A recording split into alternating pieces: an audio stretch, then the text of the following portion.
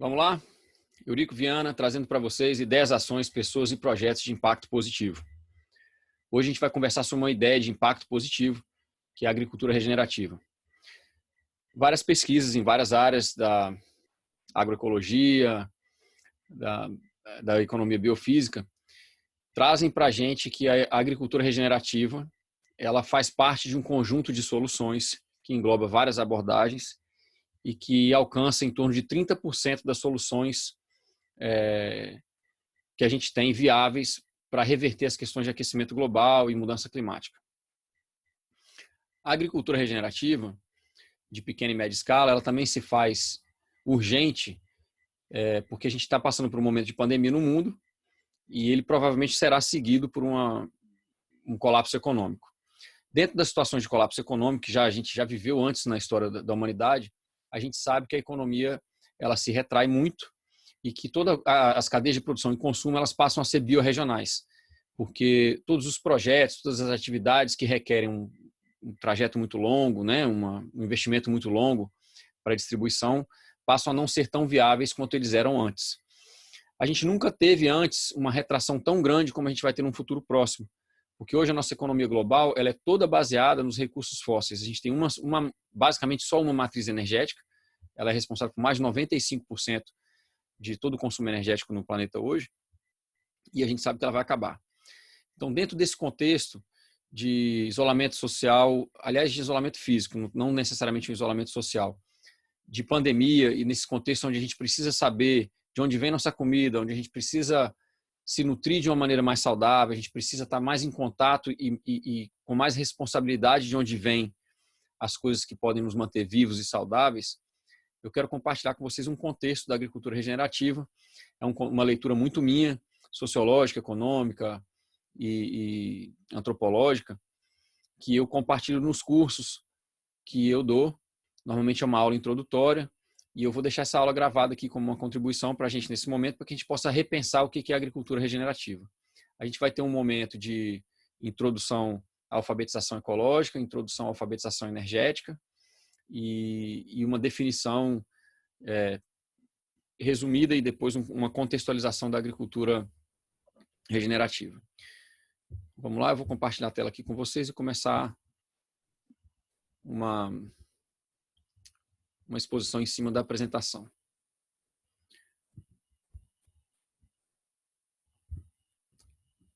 Então, como eu falei para vocês, isso é uma leitura muito minha, né, de um contexto, de uma agricultura e de uma regenera ativa. No sentido de que a gente tem que ler o texto e o contexto, a gente tem que ter uma cultura, né, de agricultura que seja realmente regenerativa, mas para que ela possa ser regenerativa, envolve uma ação, né? Envolve uma agência, e essa agência é nossa, desde a ponta que produz até a ponta que consome. A gente tem esse poder de mudar as coisas nessas duas pontas.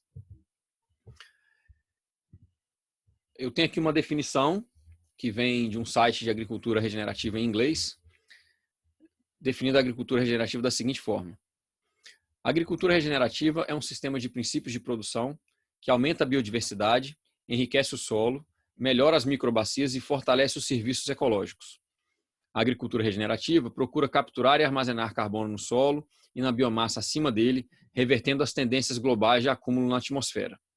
Ao mesmo tempo, ela oferece rendimentos crescentes, resiliência contra a instabilidade climática e mais saúde e vitalidade para as comunidades de produtores e pecuaristas. Esse sistema se baseia em décadas de pesquisa científica aplicada pelas comunidades de produtores orgânicos, pela agroecologia, pelo gerenciamento holístico e agrofloresta. Então, compartilhando com vocês uma visão que ela traz um pouco da economia, da antropologia, a questão da alfabetização ecológica e energética, a questão social e a questão cultural. A gente sabe hoje, e a gente tem o apoio da academia na produção bem prolífica de muitas pessoas que estudaram os colapsos de várias civilizações que antecederam a nossa. Então aqui a gente tem o livro do Joseph Tainter, né, o Colapso de Civilizações Complexas, onde ele diz basicamente que ele resume várias coisas, ele faz o passo a passo de todos os colapsos que ele estudou, de várias civilizações, o Império Romano inclusive, e ele diz que uma coisa comum de todos é que quanto mais complexa a sociedade fica, existe uma lei de rendimentos decrescentes. Então, quanto mais a gente tem uma sociedade complexa, menos eficiente fica a agricultura, menos eficiente fica a extração mineral, menos eficiente fica o processo de processamento de informação e o controle sociopolítico fica cada vez mais caro, mais dispendioso energeticamente, a produtividade econômica também cai. A gente tem um livro muito importante, que foi um dos livros assim, seminais também no pensamento do Alan Savory, que criou o gerenciamento holístico, que é da Rebecca Costa. Esse livro ele traz uma reflexão muito importante, que é a reflexão de que, na medida em que a gente tem as sociedades se complexificando, né, a gente alcança um limite cognitivo, a partir do qual nós começamos de forma unilateral a rejeitar dados, ideias e soluções em uma tentativa perdida de tornar a complexidade administrável. Então, civilizações anteriores à nossa, que chegaram a esse momento de complexidade tal, um limite cognitivo, foram alguns momentos no passado onde a gente usou de recursos, por exemplo, como sacrifício, religiões fundamentalistas, fascismo governamental, né? Então a gente percebe que a gente está repetindo de novo várias dessas atitudes, né, desesperadas, porque a gente não consegue mais lidar com a complexidade. Esse é um livro do Jared Diamond, também muito interessante, escreveu Colapso, mas ele escreveu também Guns, Germs and Steel. Não sei como foi traduzido no Brasil, mas provavelmente Armas, Germes e Aço, que ele explica a evolução da sociedade ocidental. Ele traz que o desmatamento, a destruição de habitat, a salinização e erosão dos solos, problemas com a gestão dos recursos hídricos, a caça predatória, a pesca predatória, os efeitos de espécies introduzidas, o crescimento populacional, o crescimento do impacto per capita, né, são comuns de todos os colapsos. Mas ele diz que a nossa civilização atual tem 4 desafios extras. Eles são a mudança climática antropogênica, ou seja, toda a mudança climática que a gente tem hoje, ela é causada pelo homem, a gente tem consenso científico disso. A gente tem um acúmulo de toxinas químicas, né, da poluição, ela está no ar, ela está nas águas, ela está no solo. E a gente tem uma escassez energética, que a gente está entrando nesse período agora de escassez energética. E a gente tem uma completa utilização da capacidade fotossintética do planeta. Esse último item, para as pessoas que trabalham com sistemas diversificados de produção, agrofloresta sucessional, sistema silvopastoriz, etc., a gente sabe que a gente não está nem perto ainda da capacidade fotossintética. Mas, do ponto de vista de uma agricultura convencional, realmente a gente já praticamente usa quase todas as terras aráveis que a gente tem. Esse é um livro do Eric Klein, né? E ele escreveu também, as palestras dele têm esse título desse slide, que é o colapso é complexo, né?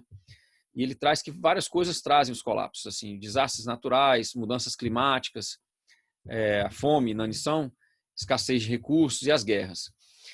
Ele tem uma abordagem que chama atenção para o que ele acha que foi o primeiro colapso global, porque ele estudou o colapso da civilização da Era do Bronze no Oriente, no Mediterrâneo, no Oriente Médio, e ele percebeu que existia uma rede complexa de comércio, né, documentos traduzidos, assim, existia uma rede, uma malha de comércio e de intercâmbio cultural bem estabelecida, e que quando uma civilização específica entrou em colapso e trouxe a inanição, isso desencadeou guerras, desencadeou saqueamento de outras civilizações, e isso criou um efeito em cascata que naquele momento praticamente destruiu todas as civilizações que se sabiam presentes no mundo.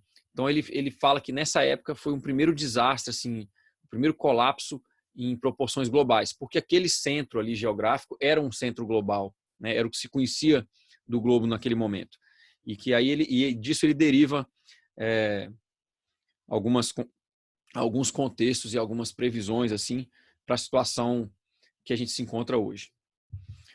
Um outro livro importante também nessa questão do estudo do colapso é o livro do Dmitry Orlov, que são os 5 estágios do colapso. O Dmitry Orlov ele é russo e foi criado nos Estados Unidos.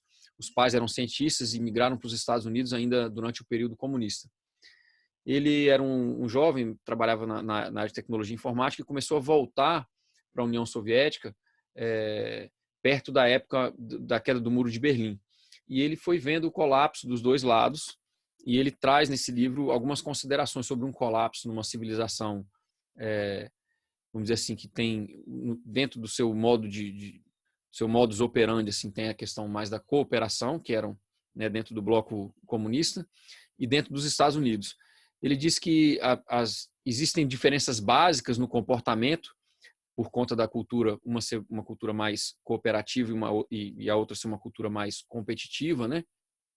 Existem diferenças significativas, mas que ainda assim os estágios do colapso são os mesmos, né? O colapso financeiro, o colapso comercial, onde a gente começa a perder assim a confiança nas trocas e nos pagamentos, né? Um colapso político, onde a gente já não tem mais confiança no sistema político que nos governa, né? E um colapso social, onde as normas sociais passam a não fazer mais sentido, as pessoas passam a quebrar tabus sociais de cooperação e de laços de família, né?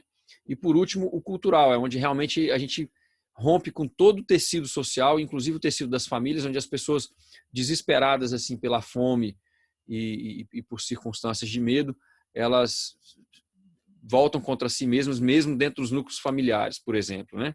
Esses 5 estágios do colapso, eles podem acontecer fora dessa ordem, podem acontecer mais de um ao mesmo tempo, e determinada região ou país pode entrar em colapso sem que necessariamente cumpra os 5 estágios. Esse livro é muito interessante porque ele faz um caso contra a agricultura de grãos. Por vários motivos, o pessoal que já está mais familiarizado com a agrofloresta sucessional entende a questão da sucessão ecológica, né?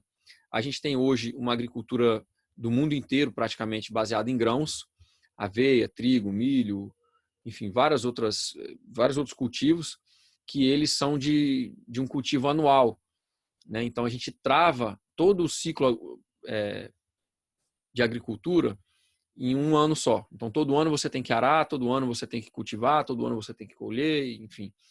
E ele faz uma argumentação de que a gente está destruindo o planeta já há 10 mil anos com o advento desse tipo de agricultura. Ele diz que nos últimos quase 300 mil anos de evolução do ser humano, quando a gente era caçador e coletor, a gente era mais forte, mais inteligente, a gente era mais vivo sensorialmente, a gente estava mais presente nos momentos, né? E ele disse que a gente era mais saudável. Ele fez um outro livro, que é esse Go Wild, com um médico. Eles pesquisaram várias múmias que foram encontradas, assim, a diversidade de alimentos que havia dentro dos estômagos dos caçadores e coletores que morreram, a desenvoltura do esqueleto, né? E eles perceberam que o esqueleto dos caçadores e coletores era muito mais forte, era muito mais esguio, né? E vinha de uma dieta muito variada e onívora. E aí eles fazem a argumentação de que a gente precisa voltar a ter uma dieta mais parecida com essa dieta que a gente tinha antigamente, que a gente precisa voltar a fazer exercício intenso, como a gente fazia, que a gente precisa voltar a dormir dentro do ciclo, né, de dia e noite do natural, do movimento de rotação e translação do planeta, e que a gente precisa estar mais imerso na natureza para trazer de volta a nossa experiência sensorial. São 2 livros importantes também que trazem assim a questão do colapso, esses 2 últimos do Manning, mais especificamente o colapso da agricultura, né? Esse também é um livro muito importante do Richard Heimberg, que ele fala sobre o pico de tudo, né? Então a gente vai entrar para um século, a gente está acordando agora para um século de declínios. A gente nunca mais daqui para frente vai ter a mesma produção de petróleo, gás natural e carvão mineral. Ela vai diminuir bastante, né? A gente não vai ter mais as mesmas colheitas anuais de grãos. A gente tem alguns relatórios da FAO que dizem que a gente tem em torno de 50 anos de colheitas se a gente continuar com a agricultura do jeito que ela está, e depois a gente não vai ter mais solo. O solo superior vai se desgastar a ponto de a gente não conseguir mais praticar esse tipo de agricultura. A gente vai ter uma instabilidade climática e a gente vai ter um crescimento econômico que também não é sustentável, né? E a gente também tem a questão da água potável, que é um recurso fóssil também, né? A quantidade de água potável que a gente tem no planeta ela é fixa. Até onde a gente sabe, ninguém vai vir de Marte, né, ou de outro lugar aí com um caminhão-pipa para a gente. e os outros minérios como cobre, platina, né? Então esse livro dele é um livro importante porque ele explica também a dificuldade da gente manter a sociedade que a gente tem atual, com o tipo de cultura que a gente tem, densidade demográfica que a gente tem e consumo energético que a gente tem com as energias renováveis. Porque para produzir as usinas, né, os painéis solares, os moinhos de vento que fazem a eólica, para tudo isso a gente precisa de minério, para tudo isso a gente precisa do aço, e para tudo isso a gente precisa de mineração, e tudo isso é dependente do combustível fóssil. Então, para a gente fazer uma transição de sociedade na escala que a gente tem hoje, não é viável. Então, dentro desse contexto, que a gente sabe que a gente vai ter menos energia, a gente sabe que a gente vai ter menos recursos dos que a gente teve até agora, a gente precisa, então, começar a entender melhor a paisagem, a ecologia, para a gente poder trazer esse contexto para preparar uma agricultura que ela possa servir para a gente no que está por vir. Não só que ela possa nos servir, mas que ela possa restaurar o que já foi estragado, que foi degradado. Então, dentro desse contexto, o Alan Savory traz 4 insights sobre os ecossistemas que são bem importantes e inovadores assim, para a gente ter uma leitura de paisagem mais eficiente. O primeiro é que a natureza opera em todos e padrões. Então, os recortes científicos que a gente faz de tempo e espaço, eles servem para a gente construir um conhecimento, mas eles são reducionistas. E, portanto, eles não dão conta da complexidade da natureza. A gente precisa ter essa humildade de que, por mais bem feito que os estudos sejam, eles não representam a complexidade da natureza, que ela opera em todos e padrões. Ele trouxe a noção da escala de friabilidade, que é uma noção de uma escala que vai dos ambientes não friáveis, ou ambientes que têm bastante umidade e ela é bem distribuída durante o ano, para ambientes friáveis, onde a umidade relativa do ar, a precipitação é menor e é menos e não é tão bem distribuída durante o ano. Então, essa escala de friabilidade vai de 1 a 10, né? E a partir do ponto número 5 para lá, isso traz um conhecimento muito específico para a gente, que é o conhecimento de que o descanso nesses lugares que são mais friáveis, ele não traz a sucessão ecológica de volta com saúde. Então, a partir de determinado momento ou de determinado ponto dentro da escala de friabilidade, se a gente não intervém com esses ecossistemas, a gente tranca eles pela falta da megafauna, pela falta da biodiversidade, que a gente não consegue simplesmente repor só não interagindo, a gente precisa ser muito mais ativo, precisa ter muito mais agência nesses lugares. Se a gente simplesmente dá o pousio, esses lugares entram num ciclo crescente de degradação, mesmo que a gente não interfira. Ao passo que nos lugares não friáveis, os lugares mais úmidos e que essa umidade é distribuída durante o ano todo, quando a gente dá o descanso, a sucessão ecológica vem e ela tende a complexificar o ecossistema no decorrer de um tempo. Se a degradação for muito grande, esse tempo vai ser muito longo, mas a umidade garante com que a gente consiga, com que o ecossistema consiga se recuperar. O terceiro insight dele é da conexão presa-predador e é sobre o comportamento dos animais herbívoros. Eles andavam em bandos de milhões e milhões de animais com comportamento muito adensado, e esse comportamento tem a ver com a conexão presa-predador, né? É a única maneira que esses animais têm de se defender dos predadores que caçavam em bando, né? E a gente quebrou essa conexão porque a gente matou grande parte da megafauna e junto com ela principalmente os grandes predadores, porque a gente tem medo deles, e isso mudou muito como que os herbívoros se comportam em vários lugares. Se vocês quiserem ter uma noção de como é que essa conexão presa-predador pode afetar um ambiente, eu aconselho vocês a assistirem um vídeo que tem disponível na internet gratuito sobre a introdução dos lobos no parque de Yellowstone. Fala como é que a introdução dos lobos mudou todo o ecossistema e trouxe mais saúde para o ecossistema a partir do momento que os lobos começaram a interagir com a megafauna e principalmente os herbívoros que estavam sobrepastoreando o parque de Yellowstone. E por último, o insight dele é de que o que causa a degradação nas pastagens, nos ambientes que têm gramíneas naturalmente, né, são os ambientes de savana, de pradaria, os pampas, o cerrado, né, o que causa a degradação não é o número de animais, mas o tempo que esses animais ficam em cada lugar e o tempo de descanso que esses lugares têm antes que esses animais voltem. Então, antes do advento das cercas e da gente entrar com a degradação da megafauna, esses animais eles tinham um fluxo migratório que tinha a ver com os padrões das chuvas, né? Tinham a ver com os comportamentos dos rios e tinham a ver com a conexão presa-predador. Então, eles estavam em constante movimento.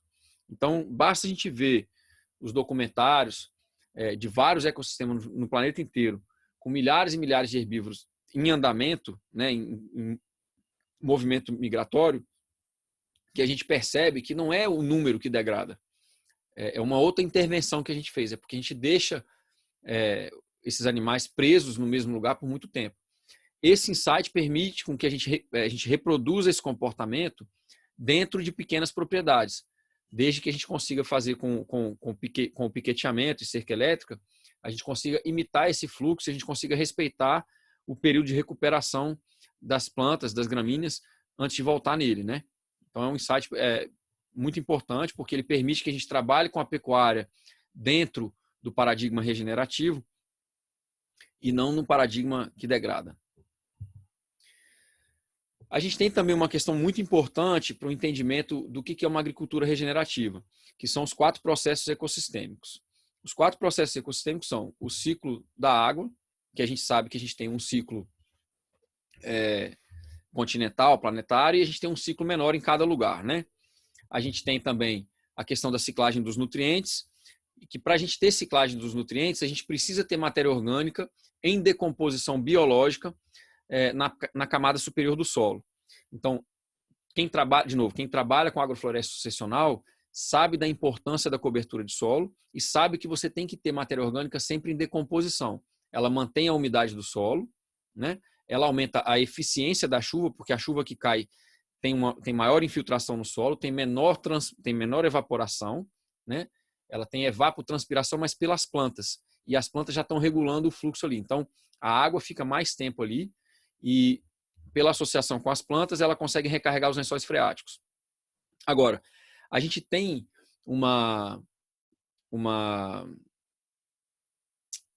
tendência a achar que só as árvores fazem isso. Mas a gente sabe que dentro do paradigma do gerenciamento holístico, da pecuária regenerativa, a gente também trabalha com a diversificação e estratificação da cobertura vegetal, né, das plantas, das várias gramíneas. Em alguns lugares as pessoas trabalham com uma diversidade mínima, por exemplo, de 30 gramíneas. Em outros lugares as pessoas falam de 70 gramíneas. E, obviamente, árvores espaçadas nos ambientes que são de pradaria, árvores um pouquinho mais presentes nos ambientes de savana, por exemplo, né? Ou até mesmo sistemas agroflorestais com pastagem, no caso do silvopastoril. Então, nesses casos, a gente pode usar o animal e pode usar o entendimento do ciclo de recuperação das gramíneas para ter uma produção de palhada que também vai gerar matéria orgânica que vai estar em decomposição no solo. E, por último, a gente tem também a questão do fluxo de energia, que é por isso que a gente trabalha com a noção de diversificação e estratificação. E quanto mais estratificado for o sistema, mais eficientemente a gente capta a energia solar, o fluxo energético, né, a luz do sol. E, por último, a gente tem a dinâmica das comunidades. Então, para que a gente tenha uma função de paisagem saudável, a gente precisa de um ciclo hidrológico saudável, a gente precisa de um fluxo energético saudável, ou seja, estratificação para captar melhor a luz solar, né, em forma de fotossíntese. A gente precisa de uma ciclagem de nutriente abundante, ou seja, a gente precisa de muita cobertura de solo para ter matéria orgânica em decomposição biológica, pela ação da micorriza, né? E a gente precisa de ter um aumento da biodiversidade. Agora, o conjunto desses 4 processos se chama função de paisagem. E ele tem que estar presente em qualquer lugar.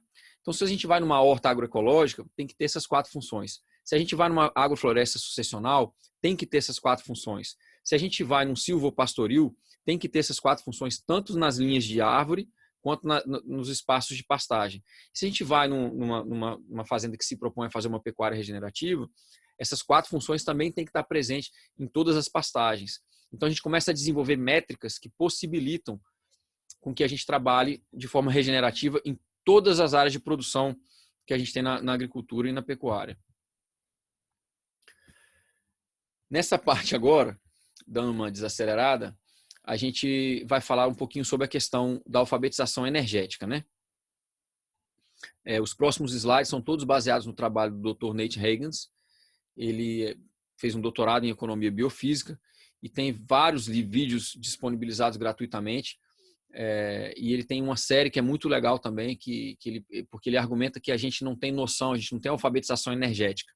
Então ele tem um trabalho com vários vídeos no YouTube onde ele compartilha essa questão das ordens energéticas da civilização ocidental, tentando sensibilizar as pessoas de que as pessoas na civilização ocidental de classe média vivem uma situação muito desequilibrada no consumo energético e que essas pessoas precisam consumir muito menos energia para que outras pessoas no planeta possam ter acesso a essa energia e se preparar para um futuro onde a gente não vai ter tanto subsídio dos combustíveis fósseis. Então, dentro da economia biofísica, a gente volta para a questão das cadeias tróficas, né? A cadeia trófica, ela começa com a luz solar. Tudo no planeta Terra a gente deve à energia solar, né? A gente está numa distância muito propícia, a questão da atmosfera, a questão do calor, né? Uma série de coisas, mas toda a produção energética do planeta Terra, ela deriva do Sol. Então a gente tem, né, os decompositores, os consumidores primários, secundários, a gente tem os decompositores no final, mas eles poderiam também estar incluídos no solo, no começo, né? Porque se a gente não tem vida no solo, a gente também não consegue ter vegetação. Então a gente tem a produção primária, né? E em cada parte dessa cadeia, a gente tem uma perda de eficiência. Então a gente tem as plantas, o consumidor primário, que no caso aqui a gente tem um herbívoro, mas poderia ser um inseto. A gente tem um consumidor secundário, que é um predador, né? E depois os decompositores. Mas essa cadeia ela é um pouco mais complexa do que isso daí, mas ela serve para a gente pensar isso, né? Toda a energia vem do sol e dentro de uma agricultura saudável, regenerativa, a gente tem que ter diversidade e estratificação, que é para tridimensionalizar essa captação da luz solar, né? E aí, porque tudo depende desse orçamento energético, tudo depende dessa energia solar, em forma de fotossíntese, a gente tem uma situação em todo o ambiente natural do planeta, onde para viver a gente tem uma despesa energética e a gente tem uma renda. Então, no caso, a gente tem aqui uma chita caçando uma lebre, né? E se ela caça várias lebres no dia e não consegue comer, ela teve uma despesa energética muito maior do que a renda, né? E isso vai fazer com que ela não seja viável e uma hora ela vai morrer de fome. Mas esse balanço energético, ele está presente em tudo que a gente faz. Mas, por conta do subsídio dos combustíveis fósseis, a gente perdeu a noção da ordem dessas coisas. Então, quando a gente era, por exemplo, caçador e coletor, a gente tinha uma eficiência energética muito boa. A gente vai ver num slide mais para frente que a gente gastava em torno de uma unidade energética e conseguia produzir 10. Se fosse coletando, né, alimentos silvestres ou fosse caçando. A teoria corrente, né, é de que a gente inventou a agricultura há mais ou menos 10 mil anos e que com isso a gente foi complexificando a sociedade, né? A gente não teve, ou a gente, por raras vezes na história da humanidade, a gente teve civilizações que tiveram uma agricultura sustentável. Foram poucas. Mas, de um modo geral, a gente usou esse lance do arar o solo, cultivar o solo e dos anuais, e a gente replicou isso por todos os lugares, né? Desde do trópico até o clima temperado, essa é a agricultura que predomina. E de 10 mil anos para cá, várias civilizações entraram em colapso, e todas as que entraram em colapso, elas têm em comum essa agricultura, baseada em anuais e baseada no desmatamento. Nem sempre foi assim. A gente tem algumas civilizações que antecedem a nossa. Isso aqui é um site, uma ilustração de um site arqueológico em Göbekli Tepe, é um site na Turquia, que a gente sabe que ele tem mais de 12 mil anos. Então a gente sabe que há mais de 12 mil anos a gente teve um histórico de civilização que antecedeu esses 12 mil anos e que se complexificou o suficiente para criar, por exemplo, estruturas enormes, com alinhamentos astrológicos e tal, e uma complexidade enorme. Existe um debate se essas civilizações tinham um excedente de produção pela agricultura ou se elas tinham um excedente de tempo pela questão da eficiência da caça e coleta, né? E a gente vem seguindo esse padrão até que a gente encontrou os combustíveis fósseis, né? Que são imagens microscópicas das partículas que formam o petróleo, né? E quando a gente encontrou essa força, a gente desequilibrou todos os ecossistemas onde a gente participa. Primeiro começou com carvão mineral, depois com gás e com petróleo. Mas a gente conseguiu criar motores de combustão que usam essa densidade energética de uma forma que nunca antes a gente tinha conseguido fazer. E isso tem desequilibrado muito os lugares onde a gente atua, né? Então a gente tem aqui uma foto, por exemplo, da Revolução Industrial, com todas as fábricas funcionando e tal, né? Para ilustrar essa questão do desequilíbrio. Mas essa revolução industrial e esse subsídio energético, ele não trouxe uma igualdade, ele não trouxe um equilíbrio em todos os lugares, né? A gente tem hoje uma média global da diária de um trabalhador em torno de $57, mas a gente sabe que a média ela é muito perigosa, porque a gente tem aí os diretores e presidentes de firmas de corporações internacionais, que são milionários, e campesinos que vivem com menos de $1 por dia. Então é uma média perigosa, mas a média é em torno de $57.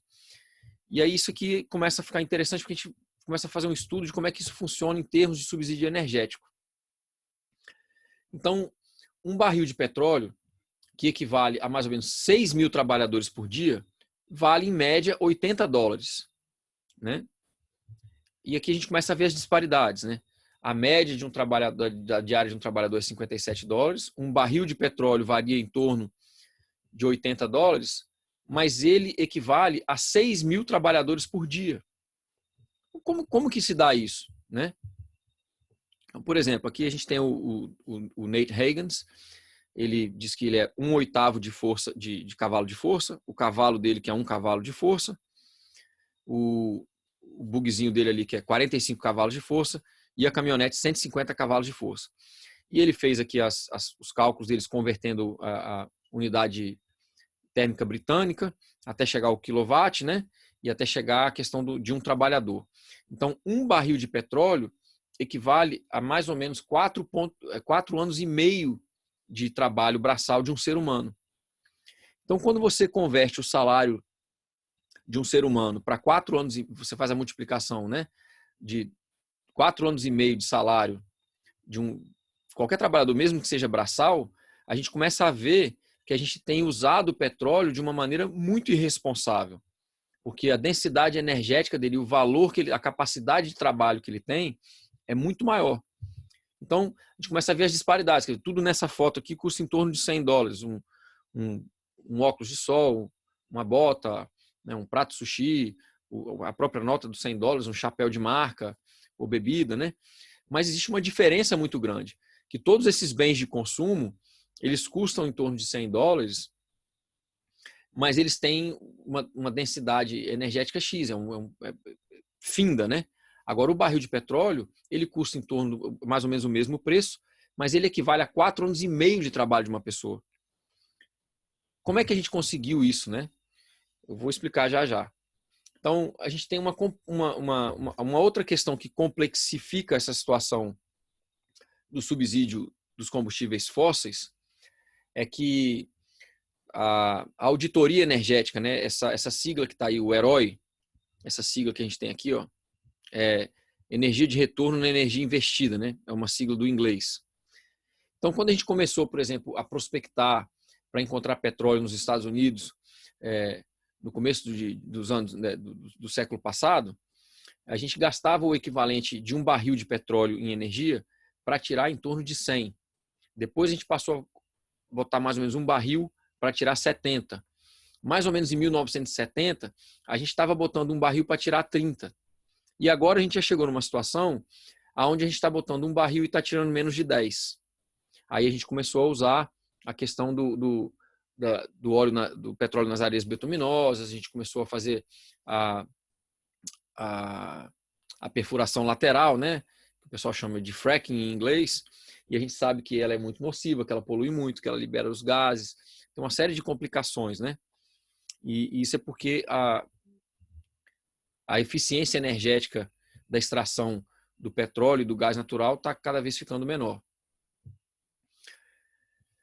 Então, aqui tem uma previsão, esse gráfico ele mostra a previsão de pico do petróleo, né? a partir de uma data X, onde a produção vai começar a diminuir, não porque o óleo vai acabar no planeta, mas porque vai ficar energeticamente inviável tirar.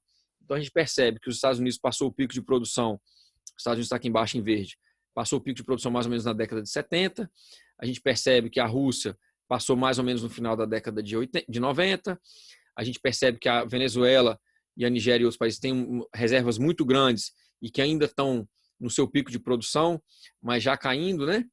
E a gente tem essa questão de que a partir de 2010, a grande maior parte das jazidas de petróleo já passaram do seu pico de produção. O que isso significa, né? Isso significa o que eu acabei de falar, que a eficiência energética, né, da extração do petróleo vai ficar cada vez pior, e até o ponto que vai se inviabilizar.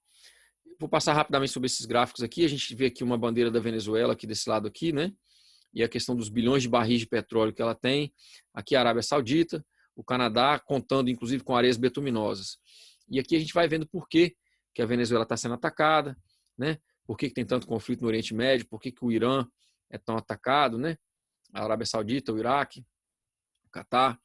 Então a gente vai vendo que a geopolítica realmente define muito esses conflitos e que realmente não é teoria da conspiração que esses conflitos acontecem para assegurar a questão do petróleo para a sociedade ocidental, né?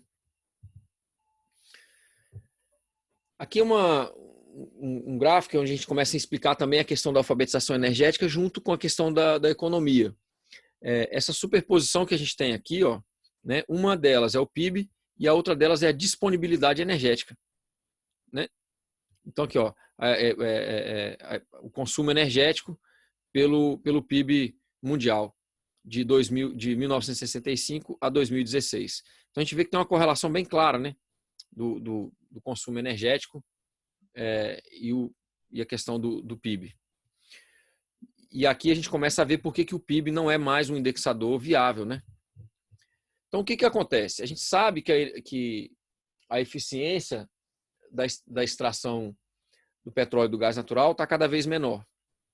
A gente sabe que um barril de petróleo equivale a 4 anos e meio de trabalho de uma pessoa. E como é que a gente mantém ele a 80 dólares, 100 dólares de preço? A gente consegue fazer isso porque a gente criou uma moeda que é chamada de moeda fiduciária. A moeda fiduciária nada mais é do que a emissão de papéis, né, de uma moeda, uma nota promissória, que não tem nenhum lastro físico. Então, até 1970, os bancos eram obrigados a ter o equivalente em ouro, prata ou qualquer outro metal ao montante que eles tinham emitido de moeda, porque aquela moeda era o equivalente ao ouro ou à prata esterlina. A partir do começo da década de 70, praticamente todos os bancos do mundo passaram a emitir moeda fiduciária. Ela é um dinheiro que hoje é digital, ela não tem nenhum lastro. Então, hoje, a gente está imprimindo dinheiro loucamente para tentar manter uma economia que o indexador principal dela é o PIB, que é o Produto Interno Bruto, e a gente tenta manter ela sempre em crescimento. E a gente fala que se a economia não está crescendo, ela não está saudável. Mas, ecologicamente falando, isso não é viável e, inclusive, é impossível. Mas é dessa forma aí que a gente consegue manter o preço do petróleo como está. Então, a gente tem uma visão da sociedade que ela é influenciada por essa capacidade que a gente tem de imprimir o dinheiro, né? Então, a gente tem uma visão de que o dinheiro vai continuar sempre a estar disponível, mas a gente tem uma realidade, né, biofísica que é outra. Então, por exemplo, os recursos não renováveis estão nesse gráfico aí em vermelho. A gente vai ter um pico de produção e depois vai cair. As fontes energéticas renováveis, né, elas têm um platô de produção, porque como a gente viu, elas precisam ficar dentro de uma ordem que é o que a gente tem no planeta. Elas vão ter uma ordem, se for a captação de luz solar ou eólica, enfim. Existe um máximo que a gente pode produzir de renovável, né? Então, esse gráfico mostra as incoerências da maneira que a gente vê a economia, né? A nossa dependência energética e de onde que a gente pode suprir essa dependência. Esse gráfico mostra muito bem a incoerência dessas três realidades. Esse aqui também mostra uma disparidade muito grande.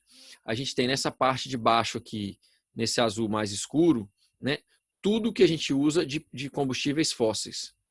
Essas outras fontes são a nuclear, de hidroelétricas, solar e eólica. Então a gente vê que o consumo que a gente tem na sociedade atual, a ordem de consumo energético que a gente tem, essa quantidade de energia que a gente consome, a gente não vai conseguir repor com as outras fontes energéticas que a gente tem.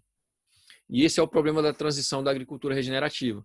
A agricultura que a gente tem hoje do agronegócio, ela é extremamente dependente dos combustíveis fósseis, né? E dos subsídios, inclusive econômicos também. Todo ano, em vários países, o agronegócio é perdoado em dívidas bilionárias porque eles não conseguem ser financeiramente viáveis. Eles só são financeiramente viáveis por dois motivos. Um é o subsídio energético, usa muito os derivados, né, do petróleo, tanto na questão dos insumos químicos para adubar, quanto na questão dos pesticidas, herbicidas, etc. E também porque eles têm o subsídio do governo em perdões de dívida.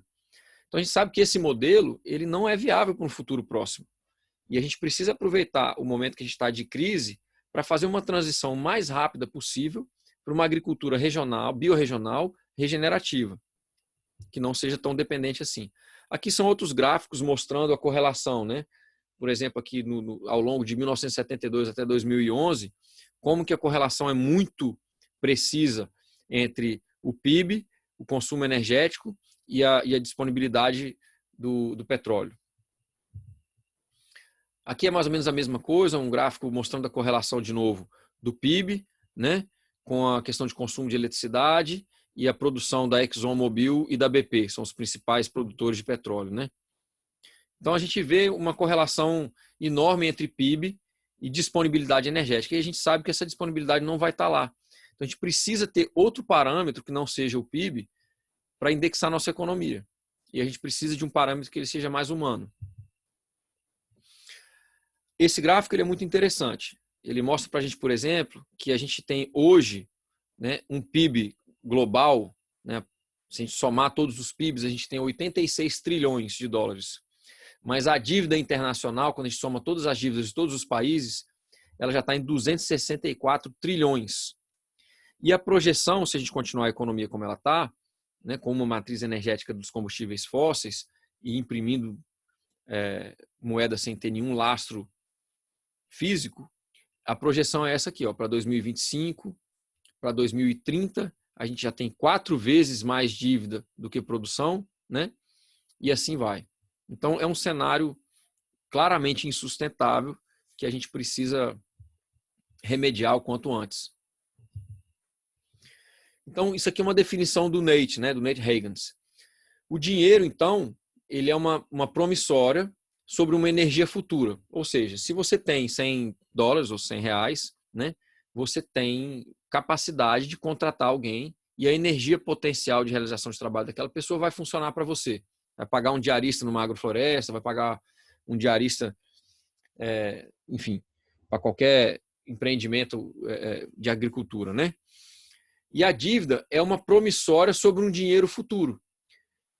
Então, o dinheiro é uma promissória de uma energia, porque você vai trocar o dinheiro pela capacidade de realizar trabalho de alguém. E a dívida é uma promissória de um dinheiro futuro.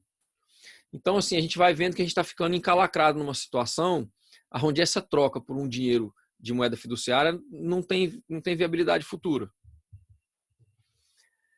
E a gente tem também uma outra questão, né? Que a nossa economia está baseada em extrair coisas do meio ambiente, né? A gente usa os combustíveis fósseis, a gente extrai os combustíveis fósseis, mas também usa eles para desmatar, para terraplanar, para construir, etc, etc. Então a gente usa muito combustível fóssil, transforma isso numa economia, em recurso, em dinheiro, para produzir bens de consumo que nos dão sensações de prazer, de realização, etc. E depois, grande parte desses bens de consumo vão para o lixo, numa economia que ela é linear e que ela degrada na ponta de extração e na ponta onde ela gera o resíduo. Agora, todas as teorias que a gente tem, elas foram criadas, as teorias econômicas, elas foram criadas nos últimos séculos. E, coincidentemente, os séculos que a gente teve o maior subsídio de combustível fóssil da história da humanidade. Isso não foi possível antes. Então, o Nate, ele questiona todas essas teorias econômicas porque elas não levam em conta, né, a questão do subsídio energético dos combustíveis fósseis, e elas partem do princípio de que o meio ambiente faz parte da economia. Então, para a gente ter uma noção, até antes da Revolução Industrial, durante toda a história da humanidade, a gente tinha, né, como fonte de combustível a nossa força física, né, e a questão e podia queimar, fazer fogo com madeira. E hoje a gente está aqui, né, nesse ápice de uso energético absurdo, e a gente não sabe o que vem depois. Mas a gente sabe que até então a gente só conseguiu construir crescimento econômico com degradação ambiental. Mas hoje a gente sabe que se a gente continuar degradando, a gente vai entrar para a lista das espécies em extinção, né? A gente está extinguindo todas as espécies, e se a gente perder o nosso habitat por questões de mudança climática, a gente também vai entrar em extinção. Então a gente precisa ter uma economia que ela não funcione só degradando o meio ambiente. Então aqui ele mostra o seguinte, que a gente tem um gráfico, né, de consumo e satisfação pessoal. Então quando a gente tem, a gente garante a nossa sobrevivência, a gente tem uma satisfação que cresce muito rápida, né? Até o ponto onde a gente tem um conforto. E a gente tem que entender que a gente tem que equilibrar o nosso conforto com a nossa sensação de realização, né? Realização pessoal, conforto e consumo. Porque a partir daqui, quando a gente parte para o luxo, quando a gente parte para a ostentação, para a extravagância, a gente está contribuindo para uma degradação que ela vai inviabilizar o próprio habitat dos seres humanos no planeta. Então, o que ele diz, né, é que depois que as necessidades básicas são garantidas, o melhor na vida é sempre de graça. São as companhias, é a cultura, é o afeto, os momentos que a gente passa junto com outras pessoas, né? Então a gente tem esse modelo econômico onde a gente acha que o meio ambiente faz parte da economia. E o que a economia biofísica pede para a gente fazer é fazer o contrário. É entender os limites que a gente tem do meio ambiente, né? E trazer a economia para dentro desses limites. Então é a economia que está contida no meio ambiente, para que e é só a partir desse entendimento é que a gente consegue criar uma agricultura regenerativa, porque a gente passa a assumir os limites do meio ambiente, né? A capacidade do planeta de produção.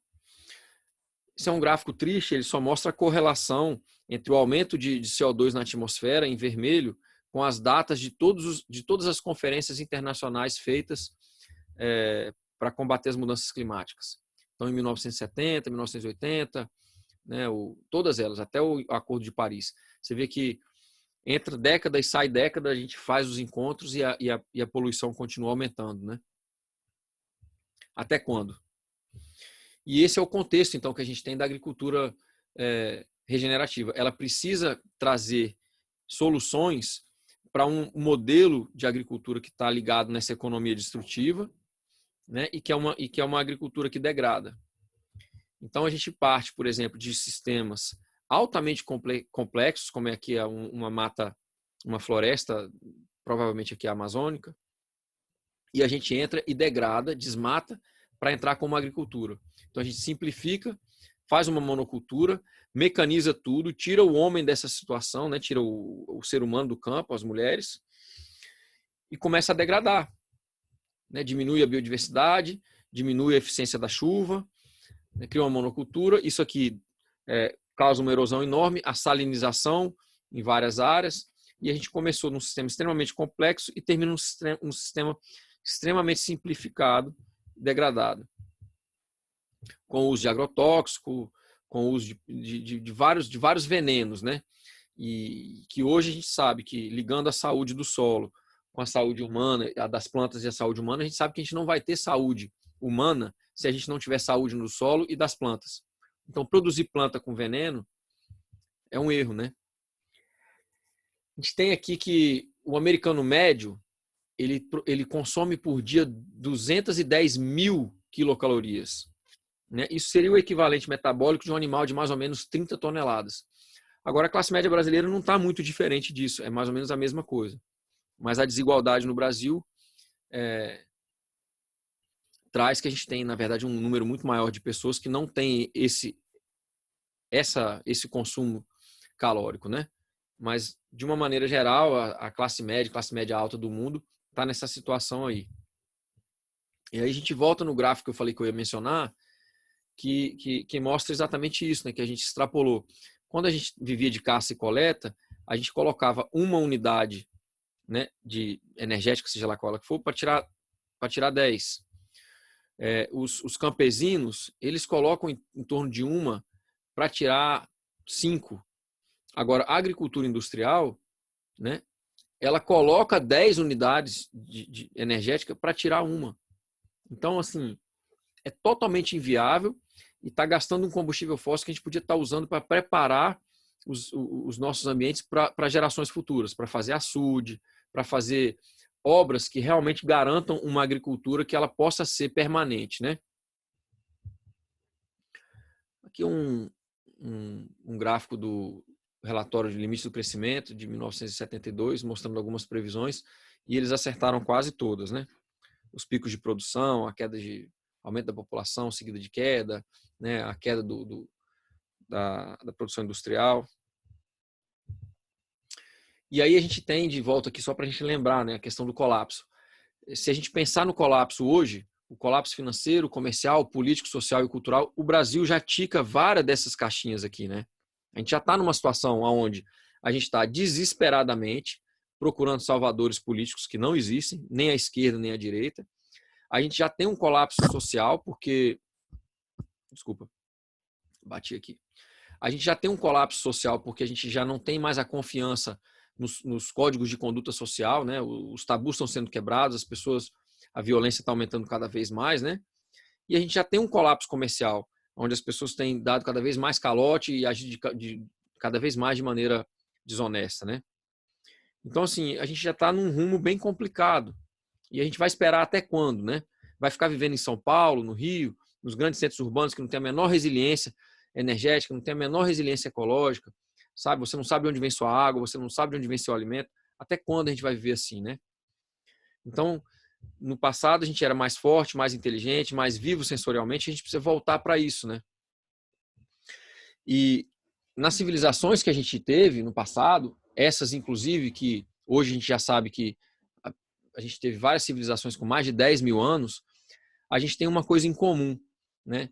E a arqueologia, o estudo da arqueologia antiga traz umas coisas para a gente que são interessantes. Esse site é o site de arqueológico de Göbekli Tepe, um sítio arqueológico, e eles encontraram nesse pilar aqui, ó, essa foto aqui, ela vem de um desses pilares principais aqui. Ela mostra aqui em cima, eu quero que vocês prestem atenção, uma sacolinha, né? Uma mão carregando uma sacolinha assim, ó. Isso é na Turquia. Essa foto aqui, ó, é na Suméria e assim, a arqueologia diz que isso aqui tem em torno de no mínimo 6 mil anos. E aqui a gente tem de novo uma pessoa carregando uma sacolinha, né? Essa outra foto aqui já é no Egito, né? Também uma civilização muito antiga. Algumas pessoas já questionam que o Egito é muito mais antigo do que 10 mil anos. E a gente tem aqui de novo essa mesma sacolinha, né? Agora, esses deuses que estão aqui representados nessas culturas, todos eles têm uma coisa em comum. Eles são os deuses que recomeçam as civilizações. Aqui a gente tem na cultura hindu, né? E tá aqui de novo a sacolinha, ó. Aqui a gente tem os Olmecas, que é uma civilização que precedeu os maias e os incas na América Central, né? A gente tem aqui de novo um dragão, a serpente, né? Que também é um símbolo muito comum nas civilizações antigas, e a gente tem aqui dentro de novo uma pessoa carregando uma sacolinha. Isso não é uma teoria minha, né? Tem uma pessoa que faz um estudo das civilizações antigas, que é o Graham Hancock, que ele diz que esses deuses que recomeçaram a civilização poderiam muito bem estar sendo simbolizados nessas sacolinhas aí, nessas estátuas e nessas gravuras, que eles estavam trazendo os bancos de semente para que a gente pudesse recomeçar a civilização depois de catástrofes. E eu acho que a gente está chegando nesse momento de novo. A gente precisa de bancos de semente, a gente precisa de pessoas que saibam plantar, que saibam acumular vários outros saberes necessários para que a gente possa ser responsável pelo nosso viver de uma maneira que não degrade, né? Então aqui, por exemplo, a gente tem a terra preta de índio na Amazônia, que em alguns lugares ela chega a mais de 2 metros de profundidade, e a gente sabe que ela foi feita pelo homem, numa agricultura que ela gerava mais recurso do que ela depletava. A gente sabe que está em debate, mas em torno de 3 milhões até 20 milhões de pessoas na bacia amazônica antes da chegada da civilização ocidental. Então, todos esses pontinhos pretos que a gente vê são pontos onde tem terra preta. Ou seja, são pontos que foram agriculturados com uma agricultura regenerativa. Uma agricultura que gerava mais recursos no decorrer de sua produção do que depletava. E isso aí é em torno de 13% da Amazônia, eles estimam. Eu acredito que seja mais, mas é porque não tem como achar em todos os lugares na Amazônia. Eu acredito que quando se a gente conseguir expandir esses estudos, a gente vai conseguir perceber que uma região muito maior da Amazônia, na verdade, é produto de agrofloresta, né? Aqui a gente tem uma gravura que vem de sítios arqueológicos também que foram encontrados aqui no Xingu, mostrando claramente a domesticação da paisagem de uma forma com impacto positivo, né? A aldeia no centro, várias estradas bem retas, né? Construções, ilhas com matas, outras ilhas com pomares, né? E a coisa sendo feita de um jeito que propiciava o bem viver das pessoas. Essa é uma gravura também, está aqui do lado da pessoa que fez a gravura, mas vem dos sítios arqueológicos também da Amazônia, onde é possível ver que eles usavam canais de água para transportar as coisas de canoa, que é mais leve, né? Que eles aproveitavam as cheias para prender os peixes e tal, que eles criavam esses canais também serviam para manter áreas com composições diferentes de plantas, né? Mais adensadas, menos adensadas, e enfim. E eles viviam basicamente no paraíso. Isso aqui é um desenho ecológico muito bem feito, né? Os livros trazem isso como domesticação de paisagem, mas isso é desenho. Hoje a gente chama isso de desenho ecológico.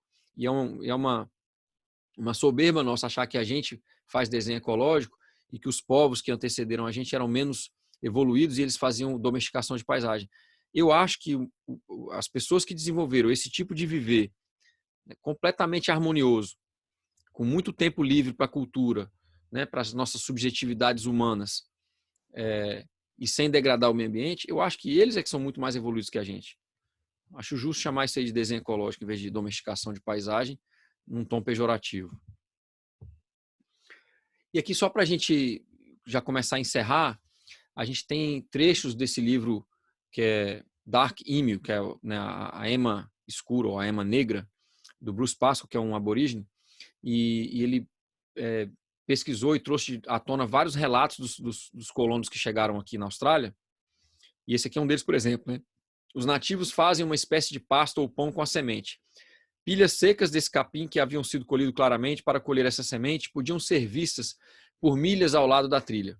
Eu encontrei 9 milhas ao longo do rio por onde cavalgávamos só por esse capim, que alcançava até a altura do meio da sela, e o mesmo capim parecia crescer do outro lado do rio até onde a vista alcançava por meio de uma mata bem aberta.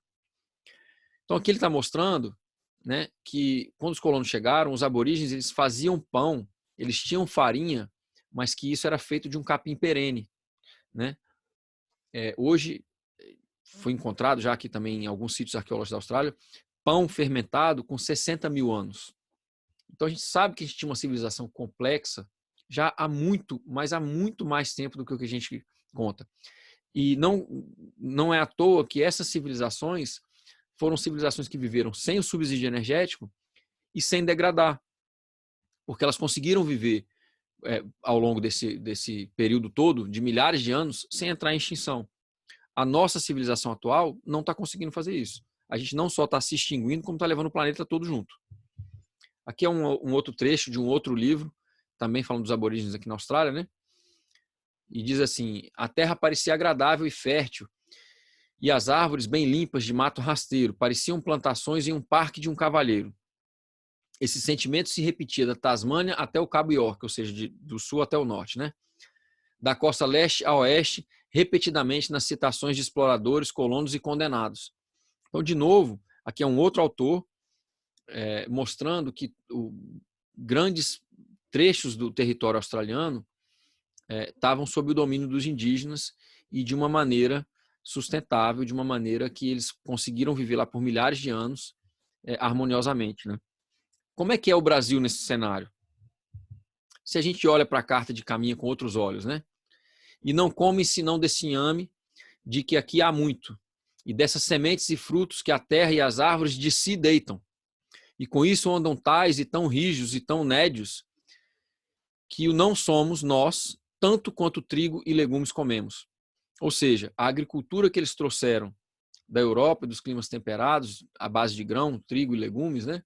Por mais que eles comessem dessa agricultura, eles não conseguiam ser tão saudáveis quanto os indígenas que eles encontraram, e eles achavam, né, que esses ambientes eram ambientes assim não manejados.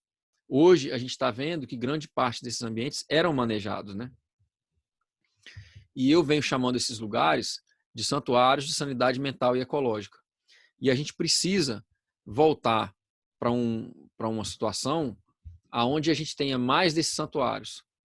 Então, hoje, a gente tem uma situação no Brasil que a gente percebe a fragilidade dos sistemas de produção e consumo da agricultura industrial.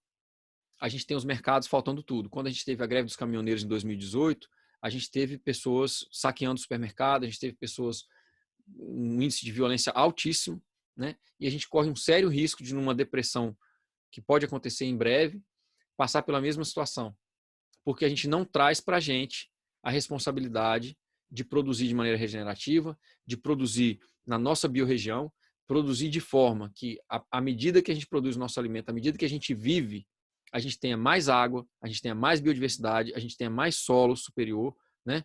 E a gente tenha tempo livre para viver com qualidade. Então, esse é o contexto que a gente precisa para passar por uma possível depressão econômica. Se não for a questão do coronavírus, nos próximos anos, 2021, 2022, com certeza vai ser um colapso econômico vindo da questão do pico de produção dos combustíveis fósseis. A gente não pode esperar a falta desses recursos para fazer uma transição para outra agricultura, senão a gente vai ter muita gente morrendo de fome. E, infelizmente, no Brasil, a carne mais barata é a carne negra. Morre mais e, primeiramente, preto, pardo e pobre. Então, a gente tem que ter essa responsabilidade de planejar essa transição para o campo para que ela não aconteça imposta e a gente tendo que se adaptar. Então, a gente teve um êxodo rural muito grande nas últimas décadas, aonde até 1900 estou lembrando a década aqui agora, mas a gente teve uma inversão muito grande, a gente tinha em torno de 70% da população brasileira, ela era rural. E depois da década de 90, a gente tem uma concentração que mudou. Então, hoje a gente tem quase 90% da população é urbana e uma parte muito pequena da população é rural. Isso foi feito de propósito, porque o campo está sendo mecanizado para gerar mão de obra barata nas cidades. Então, a gente precisa agora planejar uma agricultura. Ela não é de grande porte. A gente pode ter uma produção de grande escala, vinda de propriedades pequenas e médias ligadas em redes de cooperativa.